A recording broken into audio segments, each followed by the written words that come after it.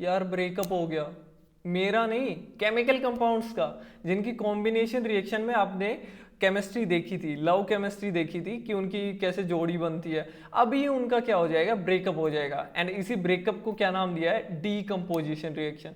तो चलिए स्टार्ट करते हैं। तो ब्रेकअप के क्या होते हैं, कुछ ही मेन रीजन होते हैं। या तो किसी ने कान भर दी, मतलब कि एनर्जी दे दी, या तो घर वालों को पता चल गया, घर वालों ने एनर्जी दे दी, या फिर क्या हो सकता है, कोई नया पार्टनर आ गया है ना, तो उसने एनर्जी दे दी। तो इन्हीं कुछ मेन रीजन की वजह से क्या होता है, ब्रेकअप होता है। या फिर इसको डेली लाइफ से भी अपन क्या कर सकते हैं, जोड़ के देख सकते हैं कि अगर अपने को कोई चीज़ तोड़नी होती है तो अपन क्या करते हैं, उसको दम लगा के क्या करते हैं, तोड़ते हैं, है ना। दैट मीन्स कि अपन उसको क्या दे रहे हैं, एनर्जी इन्वेस्ट कर रहे हैं उसमें, उसको एनर्जी दे रहे हैं, फिर कोई चीज़ टूटती है ना। तो लेट्स स्टार्ट। डीकम्पोजिशन रिएक्शन क्या होती है, reactions in which single compound breaks into two और मोर सिंपलर सब्सटेंसेस। अब देखो कॉम्बिनेशन रिएक्शन में क्या हो रहा था, दो या दो से ज्यादा क्या कर रहे थे, कंपाउंड मिक्स हो रहे थे एंड क्या बना रहे थे, एक प्रोडक्ट बना रहे थे, सिंगल प्रोडक्ट। अब डीकम्पोजिशन क्या होता है, देखो मैंने यहाँ पे लिखा भी है, ऑपोजिट ऑफ कॉम्बिनेशन रिएक्शन। देखो वहां पे क्या होता था कि बहुत सारे रिएक्टेंट मिलके एक प्रोडक्ट बनाते थे, यहाँ पे क्या होगा, एक सिंगल रिएक्टेंट टूट के क्या बनाएगा, बहुत सारे प्रोडक्ट बनाएगा। ठीक है, और वो टूटेगा कब, ऑन एप्लीकेशन ऑफ एनर्जी। अब देखो जैसे मैंने कहा था कि भाई दो तीन रीजन हो सकते हैं, घर वालों को पता चल गया तो ब्रेकअप हो गया, है ना, किसी ने कान भर दिए तो ब्रेकअप हो गया, या फिर कोई और मिल गया तो ब्रेकअप हो गया। तो हमने तीन रीजन गिने थे।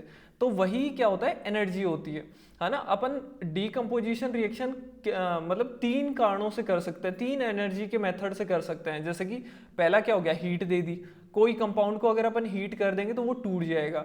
देन इलेक्ट्रिसिटी दे दी, इलेक्ट्रिसिटी का इफेक्ट से भी क्या होता है, डीकम्पोज हो जाते हैं कुछ केमिकल कंपाउंड्स।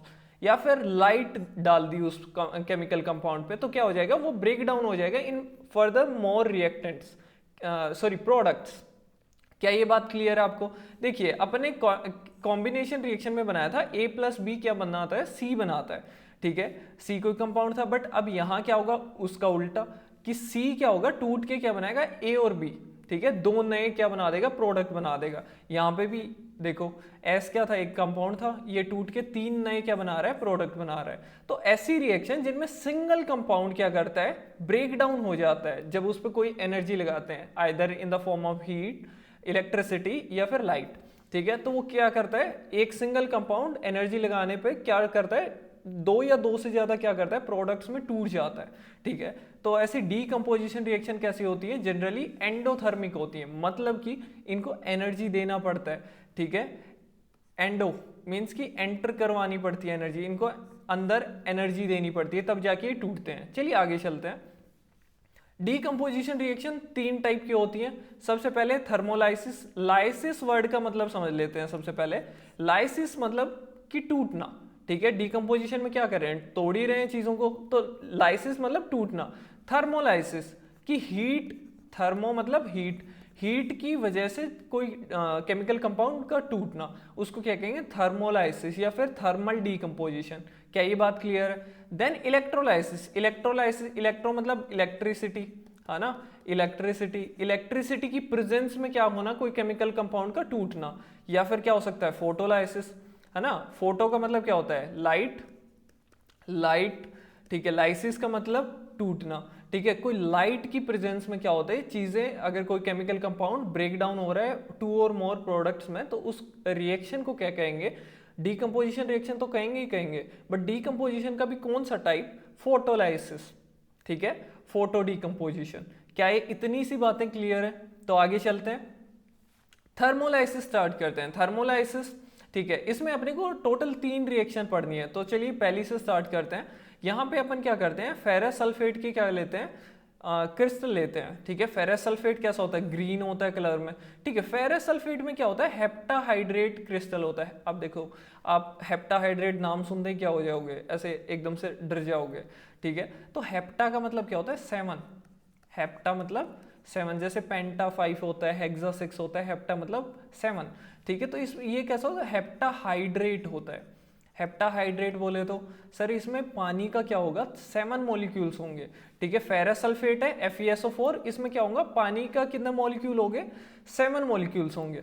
ठीक है। जैसे ही अपन इसको क्या करते हैं, हीट करते हैं, देखो थर्मोलाइसिस है, मतलब कि हीट करना पड़ेगा, हीट की प्रेजेंस में टूटेगा। हीट जैसे ही किया तो ये क्या बन जाता है, FeSO4, क्योंकि सारा पानी क्या हुआ, इवेपोरेट हो गया, निकल गया, है ना, सारा पानी निकल गया। जैसे ही सारा पानी निकल जाता है क्या बचता है, FeSO4, जो कैसा होता है, वाइट इन कलर। कैसा होता है, वाइट इन कलर।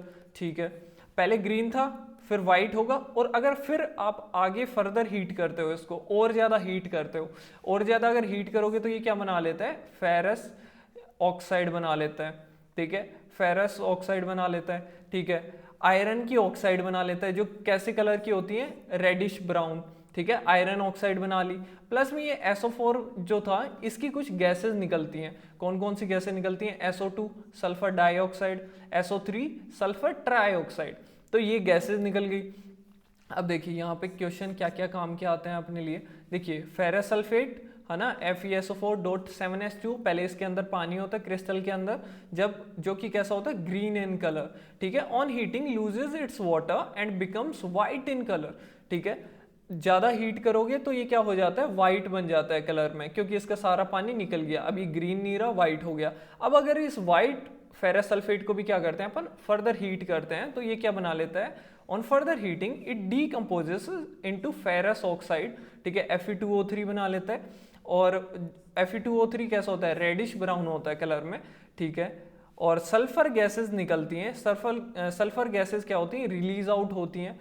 इनका सबसे इंपॉर्टेंट कैरेक्टरिस्टिक्स जो अपने को याद रखनी होती है, वो कैसा होता है, इनकी स्मेल कैसी होती है, smells like burning match stick. जैसे माचिस की तिल्ली जलाते हैं ना, तो वैसी इनकी क्या होती है, बर्निंग की स्मेल होती है। ठीक है, और ये कैसी होती है, बहुत ही पंजेंट, बहुत ही तीखी तीखी सी क्या होती है, इसकी स्मेल आती है। ठीक है, बहुत ही तीखी सी, पंजेंट सी, अजीब सी। ठीक है, तो FeSO4.7H2 को जो ग्रीन था उसको आपने हीट किया, क्या बना, FeSO4 जो कि वाइट इन कलर था। इसको फर्दर हीट करेंगे तो ये क्या हो जाएगा, रेडिश ब्राउन ऑक्साइड बना लेगा, आयरन ऑक्साइड, फेरस ऑक्साइड, और कुछ गैसेस निकलेंगी SO2 एंड SO3, जो कि कैसा स्मेल करती हैं, like a burning match stick, या फिर अपन क्या कह सकते हैं, बहुत ही पंजेंट सा स्मेल करती हैं।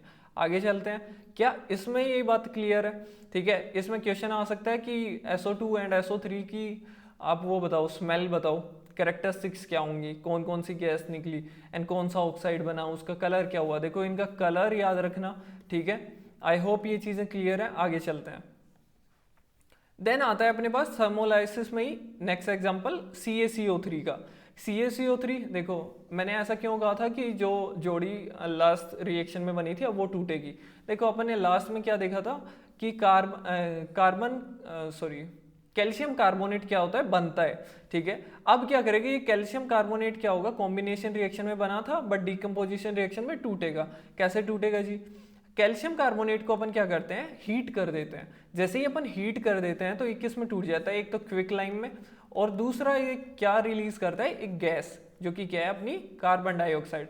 पिछली बार ये कैसे बना था, CaOH होल ट्वाइस, है ना, इसके साथ क्या रिएक्ट किया, CO2 रिएक्ट किया, एंड क्या क्या बना लिया था इन्होंने, CaCO3, और पानी क्या हो गया था, रिलीज आउट हो गया था, H2O।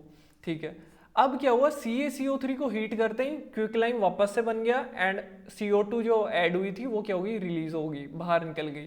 ठीक है, अब यहाँ से क्वेश्चन क्या आ सकता है कि CaO जो क्विकलाइम है ये किस काम आता है ना। Quicklime is used in cement manufacturing, cement बनाने के काम आता है क्विकलाइम।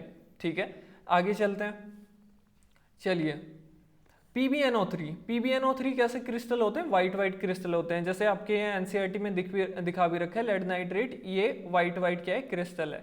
ठीक है, जब इसको हीट करते हैं तो PbO लेड ऑक्साइड क्या रह जाता है, टेस्ट ट्यूब के अंदर रह जाता है, लेड ऑक्साइड येलो कलर का, एंड बाहर कौन सी गैस निकलती है, ब्राउन कलर की ऐसे फ्यूम्स निकलती है, धुआं धुआं निकलती है ब्राउन कलर की, है ना। ब्राउन कलर गैस कौन सी होती है, NO2।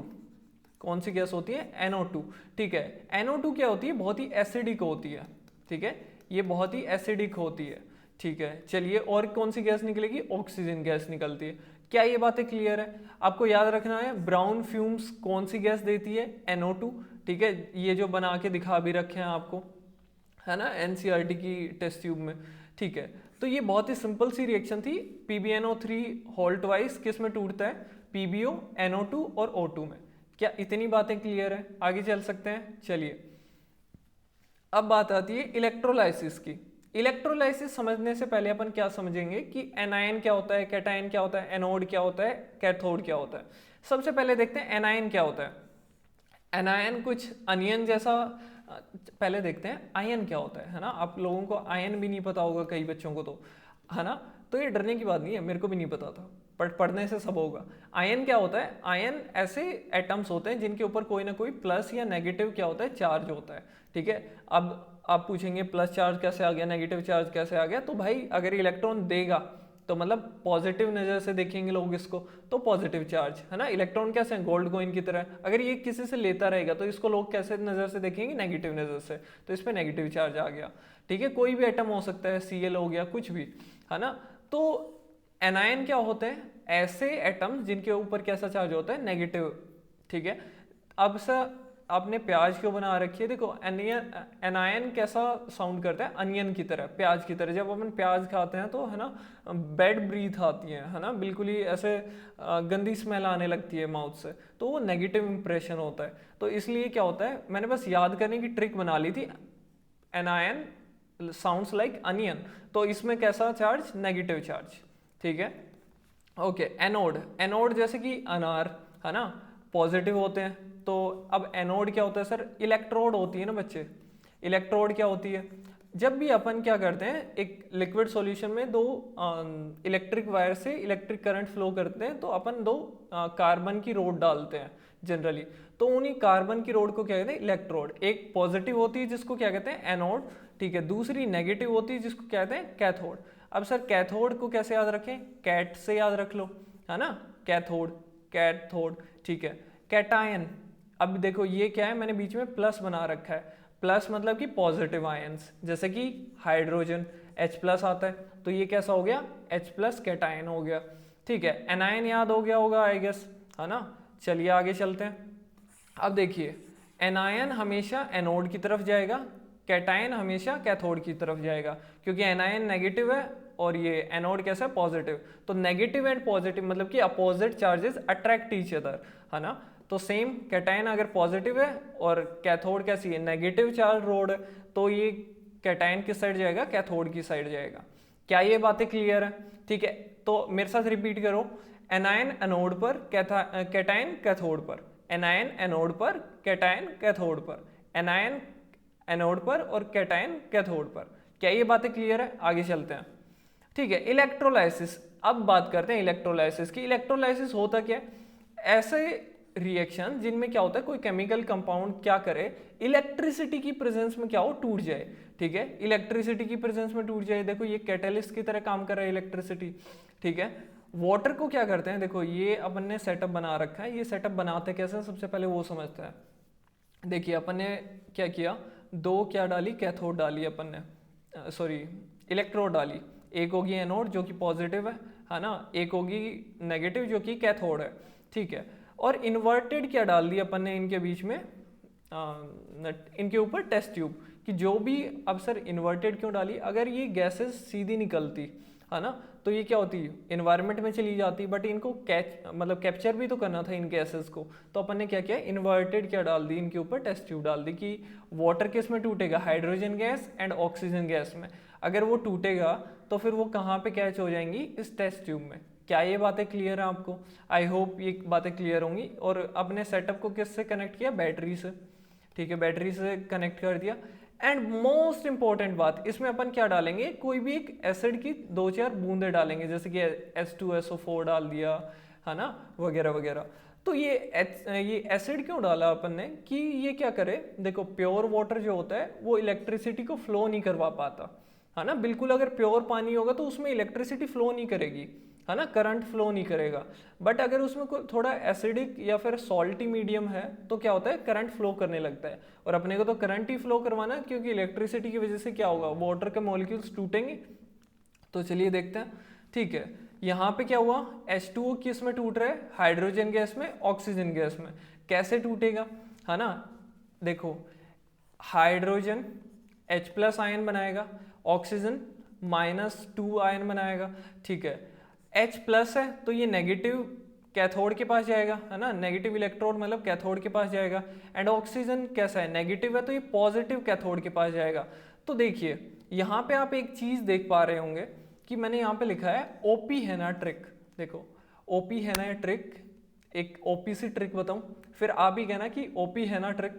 ठीक है, ओपी ट्रिक ये है कि ऑक्सीजन हमेशा किससे जाएगा, पॉजिटिव साइड। देखो मैं यहाँ पे लिख देता हूँ ओपी ट्रिक, मतलब कि ऑक्सीजन हमेशा पॉजिटिव साइड जाएगा। ठीक है, पॉजिटिव कौन सी अपने इलेक्ट्रोड होती है, एनोड। क्या ये बात क्लियर है ना। H एंड N, हाइड्रोजन किस साइड जाएगा, हमेशा नेगेटिव इलेक्ट्रोड पे। अब नेगेटिव इलेक्ट्रोड क्या होती है भाई, नेगेटिव इलेक्ट्रोड होती है कैथोड। क्या ये बातें क्लियर है। ठीक है, ये हो गया अपना ओपी ट्रिक कि अब किसी को कोई डाउट नहीं रहना चाहिए कि ऑक्सीजन किस इलेक्ट्रोड पे जाएगा, हाइड्रोजन किस इलेक्ट्रोड पे जाएगा। ठीक है, ठीक है, तो ये पहुंच गए, है ना, इन्वर्टेड ट्यूब थी तो ये गैस कैप्चर हो गई।